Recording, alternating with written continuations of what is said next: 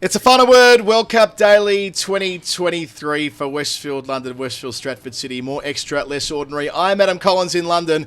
Jeff Lemon, I have no idea what's going on in your background there, is in Delhi at the Kotla, where Australia teed off. Tell us about it. 30 seconds, go. Well, I'm standing in a bunch of air conditioning units because, come to India, report from the ground. It's all great, but you're not allowed to actually do things in the ground. So you have to go and hide in a rubbish dump or a car park or something like that I've been doing. All of the salubrious locales. But yes, I'll start the 30 seconds now. Australia won the toss and batted first, and it seemed like that was probably going to be the end of it. David Warner made 100. They were on track for maybe 330, 340, something like that. A couple of wickets had fallen, and then Glenn Maxwell comes in, doesn't take strike until the 41st over, makes 100 before he gets out in the last over. Fastest World Cup 100, 40 balls, absolutely extraordinary, orgiastic carnival of hitting, and the Dutch were blown away by it. They were all out for 90. They were not in the contest whatsoever. A thrashing, second biggest win in all one-day international history.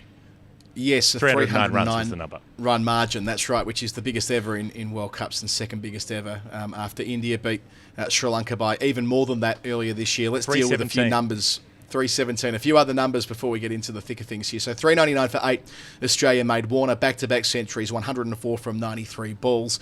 Then Maxwell, an astonishing 106 from 44 with 8 sixes, his century in 40 balls. He broke the World Cup record by 9 deliveries, which is like 20% or thereabouts on what Markram did a couple of weeks ago. It's kind of like running the 100 metres in 8 seconds. It's not quite that way, but you know what I'm trying to say. Then in terms of Australia with the ball, Zampa takes 4 for 8. He's leading the competition now for wickets, 13 and 18 for him. 4 for 8 from 3 overs. Ended in quite calamitous circumstances for the Dutch, who lost their last 6 wickets in about quarter of an hour. Top scoring was Vikram Singh, who made 25 at the top of the list. Other wickets for Australia, a couple for Mitchell Marsh, one with his second ball, a great catch from David Warner, and singles from Mitchell Stark, who keeps the streak going. Josh Hazlewood and Pat Cummins are all inside the power play. Now, that's out of the way. Let's talk about Glenn Maxwell. Jeff, first thing I want to say is that I didn't get to see any of this live. I'm still in what I wore to Lord's. I had a meeting at Lord's for an hour, and that hour was the entirety of the Maxwell innings. So I've missed everything live. I watched it all back on replay, of course, as soon as I got home, and the game finished so quickly I haven't had a chance to get changed. But, I got to say, part of me feared that he didn't have this in him anymore. I mean, Glenn's obviously a precociously talented player, an all-time striker of the ball, but I just thought maybe 6 months ago, with the broken leg and the various different ailments that took him out of cricket for a while after that, I just wondered whether he'd have another day like this. He's done stuff like this before, but I thought maybe those types of days were past him, and he'd still make a contribution. He'd still be a match winner on his day, but, hitting 40-ball hundreds was probably in the rear vision mirror. It's so wonderful that a player we've invested so much in emotionally, really, as friends too, can do something like that, and you were there to enjoy all of it on commentary. I missed every ball of it, but it's all about Glenn Maxwell right now. It was extraordinary to watch, and in a lot of ways, so I came off comms in the 40th over, and in some ways I'm really glad about that, because I just got to go outside on the roof, sit there and just watch, and I just watched the whole thing, heard the crowd lighting up. It was like heart-swelling, ridiculous joyfulness, not just because there were runs being scored, but the way in which it happened, the audacity of it, the absurd confidence. It came out, took a little while, took 5 or 6 balls, played a few along the ground, ticked things over for a couple of overs, and then started laying into things, and then got things going. It was the variety of it. It wasn't like going to the reverse immediately, but they put 3 out on the leg side for him. They brought short fine up, and it was clearly the plan was try to make him hit to the leg side, try to deny him that space to reverse and go to the offside. So to the point where he starts playing those shots, and I was sort of watching this happen. He wasn't switch hitting. Sometimes he used to swap the hands over on the bat and literally take the left-hander's stance, and we've seen that. He kind of moved away from that because that took a bit of extra time. But he does rotate the bat in his hands as the ball's coming down so that the blade's facing backwards. He gets a Yorker just about from Logan van Beek, full straight at the stumps, like you're losing middle stump if you miss this. Kneels down, I don't think he was expecting it to be so full. So he sweeps it almost at ground level and picks it up and hits it for 6. He gets another, or that one might have been from Bustalita initially. He gets another one from Van Beek, I think, outside the off stump, like hide it outside off, that old theory. Hits that one for 6 as well. And then he gets the bouncer that's up about shoulder height and just plays the reverse hook shot. I remember watching him do that in 2017, that tri-series in Barbados, when I was very early I was doing radio comms at that point, and I remember very early in the time when I was doing that. And I remember describing it as, like, he's played a reverse hook shot. I know that doesn't exist, and I know nobody's ever played a shot to be called that before, but that's what it is. There's only one way to describe it. Hit that one for 6. Hit conventional stuff for 6 as well. They bowled him slower balls. He got back in his crease, baseballed it, picked the slower ones, used the power, went over deep fine leg as well, and brings up the 50 in 27 balls, and then goes to 100 in 13 deliveries. 2 dots, 3 singles in those 13. So he hit 6 sixes and 2 fours from the other 8 balls of that 13 to go past 100. It was exhilarating, and the Dutch just lost it. I mean, Bustalita was bowling that last over. He bowls a high, full toss, no ball, hits that for 6, has to bowl it again, goes for 6 again. 28 off one over, off his final over for Bustalita to close out the most expensive figures ever in one-day cricket. You could see by that point, I mean, even once they'd gone past 340, 350, the Dutch were just so shaken by it that they didn't know what to do, and so it ends up at 399. But it was the perfection of the timing and the contact. It wasn't dirty slogs over the leg side that you dump them over mid-wicket and they just happened to make it over the fence. There was a square drive basically for 6 over point. Everything was perfect tonight, and it was a joy to watch. Yeah, I think the square drive might be the pick of the litter. I remember him playing that shot a number of times in the 16-17 one-day series against Pakistan. That's an odd reference point, but I remember him playing that shot so well, and to be able to execute stuff like that. But yeah, to give context, Australia have lost 3 wickets relatively quickly to that point. I think they're 290 for 6 or something like that when Cummins joins Maxwell. So they're at some risk. Maxwell gets out there. It's possible Australia make 310 or 320 rather than 399. Of course, that's an extreme outcome with them making so many runs in the back 10. But initially, he actually did play himself in. I've watched all 44 balls of the innings. I scanned through and watched all of them. Playing down the ground for once, but also some thundering straight drives. The on-drive, his first boundary, is a fine piece of timing, like a conventional cricket shot. Plays another one of those straight past the bowler's boots. Then he gets more expansive as he realises that he's into Maxwell time, right? He's into the 42nd, 43rd, 44th overs, and that's when he's expected to be, more outlandish, to lean into his best self, and that's exactly what happened. The shot that he played to move to 50 across his stumps, the reverse, I suppose you'd call that a reverse scoop of sorts that went over deep backwards square, that is the turning point. That's the bit when, it's a 27 ball 50, but in relative terms it's sedate, and as you say, 2.2 overs later, he raises his century. On commentary, when he's on about 70, they're like, gee, Maxwell's an outside chance of a century here. Little did they know that he'd get there, 2 overs later.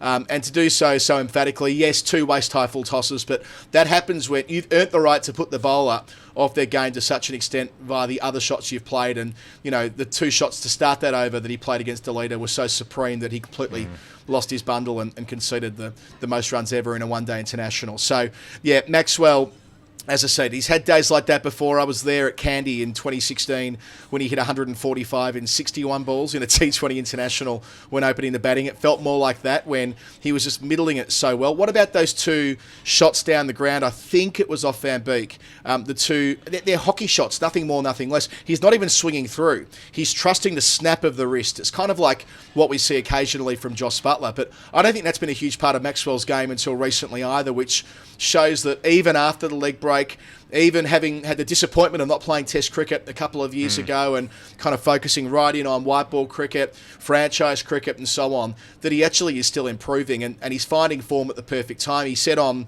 television after being named player of the match that he was a little bit anxious about not making runs early in the tournament, and naturally he had a tournament like that in 2019 when it never quite clicked. Well, it's clicked here at the perfect time, and Australia in the 4 now. They've had a net run rate bonanza tonight, a percentage booster which sent them above 1 in the positive on that measure, and they're a game away from being second on the table. Who would have thought that when they were in dead last about a week and a half ago? And, it's not actually necessarily an outlier because of what he's done through his 3 World Cups that he's played at the moment. So I was looking at those overall numbers. His strike rate in World Cup cricket is now up to about 168. It is so far ahead of anybody else. So even if you know how when you're looking at these things, you do a bit of a qualification, like 10 innings or 100 runs or whatever it is. Even if you look at it with zero qualification whatsoever, there are 7 players with a faster strike rate. Most of them have only played 1 innings. Most of them are tail enders who, hit 12 off 3 balls or something in 1 innings. The most innings that any of them played was 4. I think James Faulkner played 4 innings and made about 50 runs. None of them made more than, the most runs any of them made was 74, which was Farhan Bahardine, who played a little bit for South Africa. So, negligible, like not careers, tiny little blips really statistically. The next best player in terms of someone who's batted a similar number of innings or made a similar number of runs, which is about 650 runs that he's got now in World Cup cricket, Brendan McCullum, who was, who's legendary for how attacking he was in 2015, his strike rate in World Cup cricket's about 120. So he's like 50 runs per 100 balls behind what Maxwell has done across 3 World Cups as well.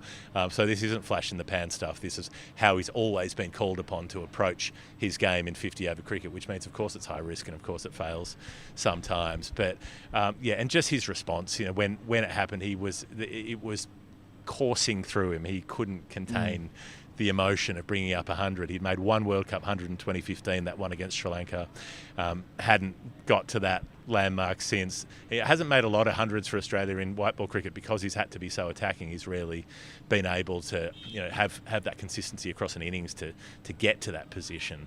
And he was out a lot of times in the 90s trying to hit 6s because it was the last 2 or 3 balls of an innings, and that was his job, was not to nurse himself to 100 but to push the score as much as possible. So he did the team thing and he got the reward for it tonight, which is pretty special. We've spoken about Glenn for 10 minutes. Let's zoom out and talk about some other stuff just for a couple of minutes before we get to the Hall of Fame. So we'll Dave do 8 Warner, minutes on other things. Yeah, we'll do 5 or 6 minutes on other stuff than the Hall of Fame. How's that sound? So Warner, talk about hitting form at the right time, like the back-to-back hundreds. This was a similar number of balls to the 100 that he made against Pakistan. I think he got there in 91 today. Did take 14, though, to move from 90 to 100, which did stand out when they lost those 3 wickets. I'm not being critical of Warner, simply acknowledging that the game wasn't in the balance. But the Netherlands had done a halfway decent job at sort of being there and thereabouts. Australia's run rate at the point where Warner falls is 6.78. And they go on to finish at just under 8s with 399. So, Warner doing what he needs to do, but much as it was in the 2019 World Cup, making centuries, 6 centuries in World Cup cricket now. Jeff, you were doing a bit of this on radio, averaging, mid-60s in World Cup cricket?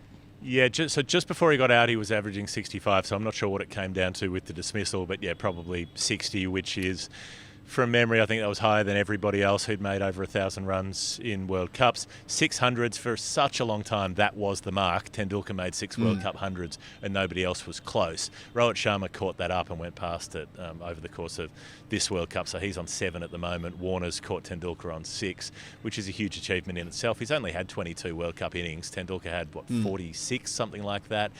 He's a couple of 100 runs away from Kumar Sangakkara, who's in 3rd spot, and maybe 400 away from Ricky Ponting, so probably too far to get there in this tournament, but who knows if he keeps making tons.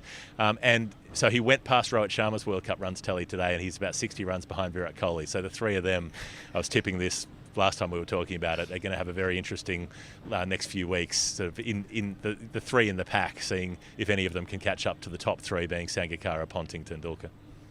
Well, speaking of 3 going into 2 or maybe into 1 even conceivably, Travis Head will return and open, right? And we know Mitch Marsh, who top edge one today, that happens, that's fine, took 2 wickets and played his role anyway. He'll bat 3. Smith would be happy with his day on paper. 71 from 68 before getting caught by an absolute beauty by Roelof van der Merwe, which on another day we might spend 5 minutes talking about just van der Merwe's unusual day at the office. But caught it backward point, hit a 6, hit 9 fours. Then Labuschagne, who's, you'd have to think he's mindful that it's going to be him or Smith who gets dropped for Head. We all assume it's Labuschagne. The camp have all but briefed out that it'll be Labuschagne. Then he whacks 62 from 47 in the middle overs, hits 2 6s himself.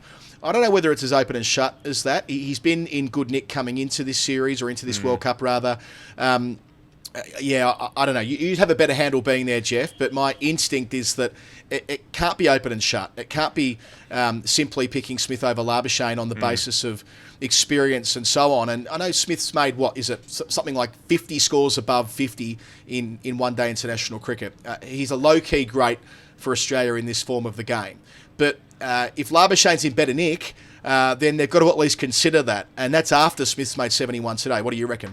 Yeah, I think it's something that they should think about and have to think about, but I also think it's something that they won't think about because we know the way this Australian camp operates. They're pretty conservative, they're pretty cut and dried, and they make decisions on rank all the time. And I think they will just make the decision on rank. Steve Smith is Steve Smith, therefore he will get picked. I agree with you that that's not the way it should pan out, but I suspect it will be. And in terms of the bowlers, Adam Zampa, understandably, people were wondering whether this might go. We were dropping him a couple of weeks ago, weren't we? We were sort of looking around saying, where's the option? Like, they need another option here. He's not bowling well. Mine was more along the lines of he needs someone bowling with him, right? Needs a second spinner, frontline spinner option to go with him on tracks that are going to turn. Doesn't need all of that pressure heaped upon him. And struggling against India, struggling against South Africa, and that first 3 overs against Sri Lanka as well. Since then, he's been extraordinary. All 13 of his wickets, 12 of his 13, 3 fourfers on the trot, which is the best ever for an Australian spinner at a World Cup. Taking his wickets, as I mentioned before, at like 17.7 in the tournament, leading the tournament. And almost all of them are googlies. And we know the Adam Zampa googly is difficult to pick at the best of times for well-established players. And the Dutch were outmatched by him today. And Zampa, once he got going, he was always going to bowl him out in a hurry. And now Australia can go with the balance they want. At least for now, they can stay with their 3 test quicks. Maxwell is the bowler who can can bowl the 5th or 6th overs if needs be. I know that Stoinis wasn't there today. He'll be back later in the tournament, I'm certain. But knowing that Zampa isn't under any threat of losing his spot, remembering that he lost his spot to Nathan Lyon in 2019, that makes them feel far more stable, I reckon, with ball in hand. Yeah, so 4 for 8 today, got to clean up at the end and was on a hat-trick twice as well, except that the second time it was with the last wicket of the match, so didn't get the opportunity to finish it off. Surprised they didn't bring Stark back again. He only bowled 4 overs, took 1 wicket at the top, got Max O'Dowd to chop on. Classic Stark, quick left arm across the right-hander, beat him for pace, draw the edge into the stumps. You can look at that and say it's a lucky wicket, but he gets a lot of the wickets like that. He's got 25 bowls in World Cup cricket now, even with Wasim Akram, who was the quintessential bowling blokes guy. And Stark, who's got fewer wickets than Wasim, the percentage is higher in bowls. Well, he also levelled Lasith Malinga today, so he's third all-time, equal third for World Cup wickets with 56. So I wanted them to get him back on because, I want him to take a bag or two in this series. He's only been taking 1s and 2s, and in order to have a big World Cup like the previous 2 that he had, 27 wickets and 22 wickets respectively. If he's going to get somewhere up towards that 20, he needs a 5 or a 6 and a 4 or a 5 somewhere along the line to try to bulk that up. So today could have been the day for that, but I guess it's a raffle as to who gets the chance to clean up when a demoralised team is 5 or 6 down. So Hazelwood and Cummins both get leg before wickets go their way. Mitchell Marsh, I think that's important, him getting 2 wickets. Again, it's all low-key, it's all below the surface, but just having another bowler, Maxwell didn't even need to bowl today, did execute brilliant run-out to get rid of Vikram, but at that point, we shouldn't gloss over that Maxwell also made a contribution in the field. Cricinfo have this power indexing, and Maxwell's number for this game is 153. I can't imagine there are many people with a higher number than that in the World Cup so far. Indeed, many World Cups since they've been keeping that particular statistical category. But yeah, so Maxwell gets a run out, doesn't bowl. Marsh's 2 wickets, one of them, his second ball is pulled with real force out to deep mid-wicket. And there's David Warner. It's poor old Engelbrecht that batted so nicely against Sri Lanka in a losing effort back on Saturday.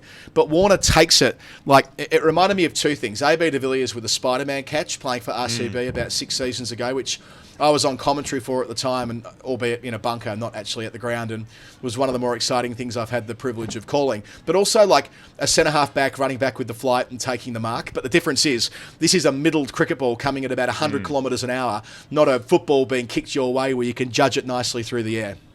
Yeah, and watching it live, I mean, he had to take off in order to get the elevation because that one was going over his head. And he keeps the balance, cat-like when he lands to sort of tiptoe along the boundary line like Sheldon Cottrell did in 2019 at Trent Bridge.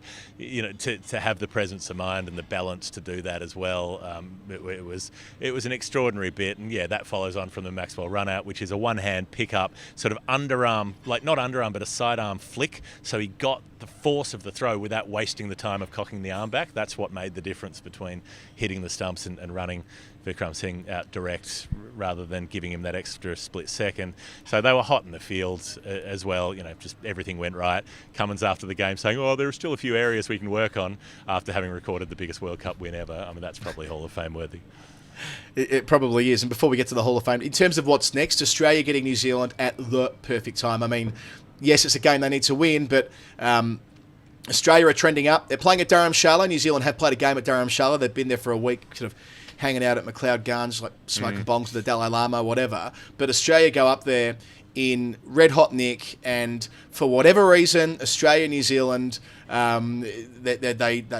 matchups feel different. Whatever is going on with New Zealand at any given time, put them up against Australia and you'd back Australia most of the time. And I mentioned the net run rate thing. Australia are now 0.4 away from New Zealand's net run rate. This is the team that obliterated England on opening night and have won their first 4 games and lost narrowly to India, their only loss. Well, Australia have lost twice heavily and nearly caught all of it back up. So that might be a factor if it ends up with the final 4 that, unfortunately, it looks like this is going to be a round robin with a lot of dead rubbers. And if Pakistan and England can't get into that, and I say England, dismissively almost, but they're the only 2 teams realistically who could go from outside the 4, I think, to inside the 4. But where they finish will be important too. You don't want to finish 4th and play India, do you? I mean, you want to finish 2nd or 3rd and be in that other semi-final at Eden Gardens, not the one against India at Mumbai. Yeah, I think that's probably a pretty reasonable observation. So there is something about those New Zealand contests, something always seems to spook them a bit more up against Australia, although they did thrash Australia in that T20 World Cup opener, which might have gone some way to helping out, I suppose. But yeah, they've been having fun up there. And Jimmy Neesham, of course, he's that photo he posted of him shaking hands with the Dalai Lama. I don't know if you've seen this. The caption says, we'll have a bat, mate, thanks. So good gear from the New Zealanders up there. They're enjoying themselves. All right, Jeff, time for the final word Hall of Fame. The final word Hall of Fame, Jeff, is brought to you by Westfield London, Westfield Stratford City, more extra, less ordinary. You and I haven't had a chance to talk about the fact that I went there. I haven't seen the massive Christmas tree as yet, but I will soon. I can skate around it. We're going there next week. I don't expect, Jeff, that you're the type who would be particularly stable on skates. I feel like ice skates might be the sort of thing that send you to the emergency room for the 25th time in your life. But for all of that, even you would go to this if you knew you were going to see the biggest. We said yesterday, Cam and I, if it's the biggest Christmas tree in Europe, it's surely the biggest Christmas tree in the world. Claim it. And that's what you can see skating around it if you go to Westfield London after, I think, November 11 and head along in a couple of weeks. Maybe like the Californians dress up one of those sequoia redwoods or something with some baubles and then claim it's a Christmas tree and then it's bigger. I don't know. But biggest in Europe works for me. If Steve Bradbury nearly killed himself ice skating and he won an Olympic gold medal, then I don't know what I'm going to do on the getting on the ice. But look, I'm willing to play a few shots. One of Australia's bravest Olympians, Steve Bradbury. If you want to know more about him, do Google his story. It's not just what happened in 2002, brilliant as that was. Hall of Fame, Jeff, should we start with the partnership between Patrick Cummins and Glenn Maxwell and put some numbers to this? Particularly Cummins in the post-match dropping, really, really good to be part of a century partnership of which he made 8 runs, I believe, if I remember correctly. It was 8 from 8 balls. 8 from 8 balls, right? They put on 103 in 44 deliveries. Maxwell, in that stretch of time, made 91 from 36 until he was out in the final over. Wow. David Warner's catch could be in there. Jimmy Neesham's Dalai Lama stuff could be in there. There was a lot that was Hall of Fame worthy, but I think I'm just always coming back to that reverse sweep of the near Yorker off middle stump for 6 over deep third. Watching that happen live, I'll just replay it in my head over and over again. I've got a few bits and pieces. One, Maxwell related, a couple Maxwell related actually. Watto in the commentary box. Now, Shane Watson was out there with Glenn Maxwell when Glenn made his first World Cup 100 at the SCG in 2015. If you are relatively new to the show, listen to our long interview with Maxie at the last World Cup 4 years ago. We interviewed him at Bristol, and he spoke about that moment about he and Watto were in tears when he brought up the century. They're good mates and so on. Different kind of emotions from Watto in the back of the commentary box. You wouldn't have seen this, Jeff, because you've been doing radio, but Watto in the back of the box when not on mic, hearing his guttural reactions to Maxwell hitting sixes the way that he was today, that was pretty special. We've talked on this show about commentators coming on air during this tournament. This might have been an example of that. He was rock hard, that's for sure. Dan Cherney picked up on a nice one to go from crude to nice. Maxie did the baby cradle thing upon reaching 50. This wasn't on the television broadcast, but apparently there's a photo of it to recognise the fact that he's a new dad to young Logan back in Melbourne, which is a no, really they're here. lovely They've thing. just arrived.